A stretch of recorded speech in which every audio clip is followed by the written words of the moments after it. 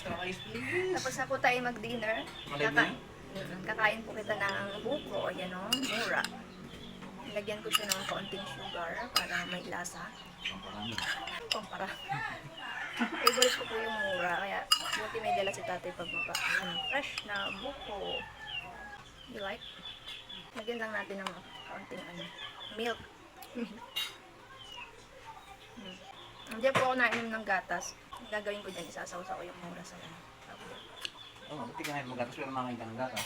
gusto ko inapapak siya ng ng powder talaga. Hindi ko nung inatimpla na gatas.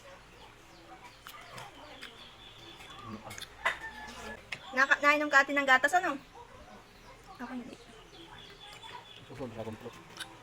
Paano nung bata pa kami? Pinasuso ni nanay sa amin ay Oh, ayan o. hindi gatas. Kaya parang hindi ko masyadong gusto yung lasa ng gatas. Pag tinimpla na siya. Ganun ba? Sanay kami isa giniling na bigas tapos sinatimplang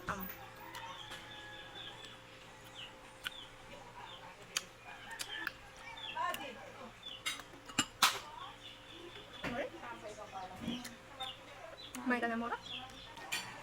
Pag nagalukad si tatay, nagapakuha ako ng mura sa bundok. Kaya pagdating sa hapon, minsan meron ng mura sa harap ng bahay. Habaan ko na lang siya.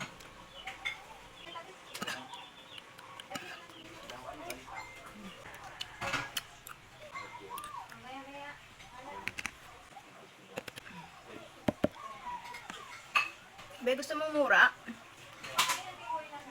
Meron pa sa repo mo. Dapat kabuo lahat siya. Kinuha ko lang yung kaya kong kainin.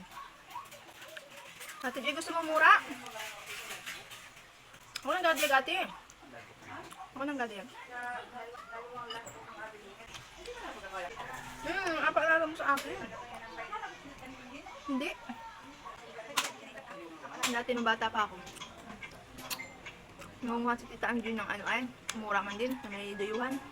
Sunong namin papagpakilo-kilo sa palengke, 5 piso isang buo. May nadaan na jeep ay kakayate May sunong-sunong na mura. Kalagay sa sako. At 5 magkano? 5 piso man din isang buo sa palengke. Sa isdaan nga nabinta. Dami lagi na. Ang pagbalik may tinapay na, may isla na. Dami lagi mura nga nila mga. Malaki ang lugan nila eh. Hindi pa ba yun ng palay? Sunong ang palay papunta sa bayuhan. Sunong ang bigas pabalik, pati ipa.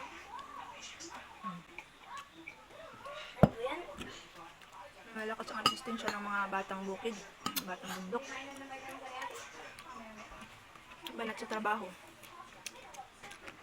Madaan din ay sa duhatan ni Tia Salumi at yan ang pangalakyat sa duhat.